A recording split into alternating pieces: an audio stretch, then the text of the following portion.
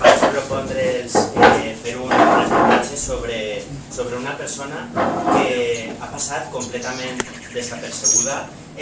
Jo, personalment, i no sé si vosaltres, no he vist cap referència en ningú mig valencià, a banda d'ara Lletra Ferit, perquè resulta que Nicolai Melnik fon un dels, ell ha dit, aviador, el nom que reberen totes les persones que treballaren, que foren més de 500.000 després de la catàstrofe nuclear de Txernòbil, se'ls nomenà liquidadors, i els liquidadors s'encarregaren de totes les labors de neteja, d'eliminació de la radiació, etc. Tant dins de lo que fon la central pròpiament, com la pròpia ciutat, les cases, la radiació estava per tots els puestos.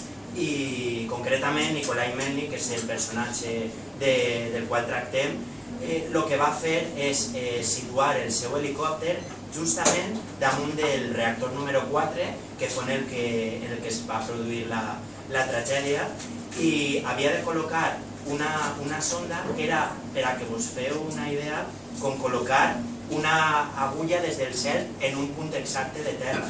I l'objectiu de fer això era per a medir la radiació exacta una volta que es cobrira la central. I a mi me cridà molt l'atenció perquè encara quan fon la tragèdia estava vigent la Unió Soviètica i en el seu moment fon nomenat héroe de l'Unió Soviètica en les màximes distincions equiparables a les que havien rebut dirigents com Fidel Castro, per exemple, o com dirigents comunistes de la pròpia URSS.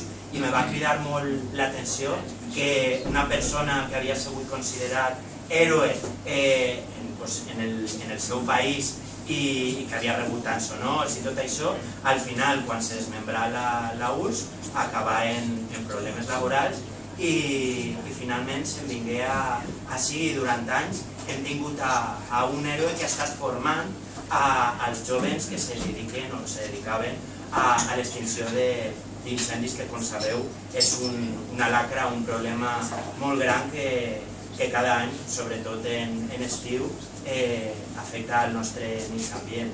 I per això me cridà molt l'atenció i vaig pensar que podia ser un xicotet homenatge i, a més, difondre la labor d'un personatge com este.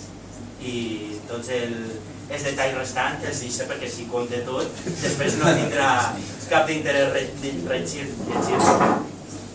Això. Moltes gràcies.